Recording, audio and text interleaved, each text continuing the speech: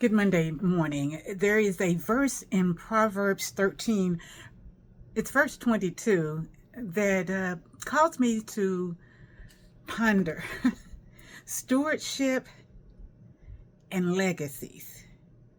Stewardship, how I'm managing something that doesn't belong to me. Money, time, talent, this body, possessions, everything belongs to God. And then legacy. What wisdom, what grace, mercy, peace. What kind of name am I leaving? What have I taught generations coming after me that they will remember it? It's a legacy. Proverbs 13 verse 22 says, "A good man leaves an inheritance to his grandchildren, but the sinner's wealth is stored up for the righteous." Now, the writer of Proverbs starts off about talking to a son. A wise son responds to his father's discipline. Bear with me for a second as I ponder this verse, not just for men, but for humanity, Christians, men and women. One of the signs of mature stewardship is to prepare a will. If there's a home, if there's personal possessions, you have children, you have grandchildren, you don't have any children. Where do you want the financial resources, everything that the Lord has allowed you to use? Who do you want it to go to? And to be a good steward, you have a will, a trust, a legal document that says this goes to Jane, this goes to Sally, this goes to Harry, this goes to the Red Cross.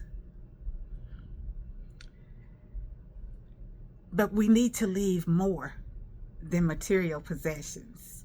I think about Matthew chapter 6 that tells us about the treasures that we have. Lay not up for yourself treasures that either moth or rust can corrupt or thieves break through and steal, but lay up for yourself treasures in the heart. Treasures of love, grace, mercy, self-control, peace, thanksgiving. The fruit of the Spirit. How can we pass that on to the next generation? And as I was pondering, Lord, what is it that you want me to learn today? And what is it that you want me to share? I thought about what do our lives say to the generations coming under us? Because we're teaching whether we want to or not. To know better is to do better. Some of us can look back in our past and think, oh my gosh, I wish I hadn't done that. I wish I knew better. But now that we know, I used to work for an employee that says ignorance is no excuse, which means get in there and learn. You have accepted the responsibility of this job, then you need to make it a priority to learn everything that's required. This is our instruction book. The Lord has given us everything we need to live a godly life. He gives us the gift of faith. And to that faith, we can add perseverance. And to that perseverance, and we can add character.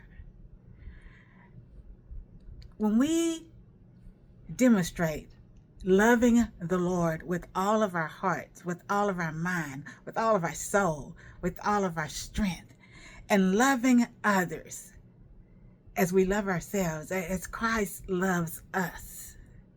Giving the same grace that we so readily accept from the Lord, but we're stingy to give out to others.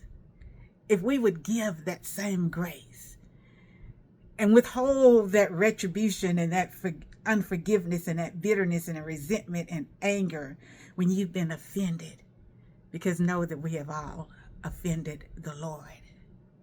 But he's merciful. He's gracious, slow to anger.